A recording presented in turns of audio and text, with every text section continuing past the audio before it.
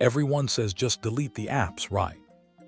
But what if that's the wrong way to fight phone addiction? You pick up your phone for a sec and bam, an hour vanishes.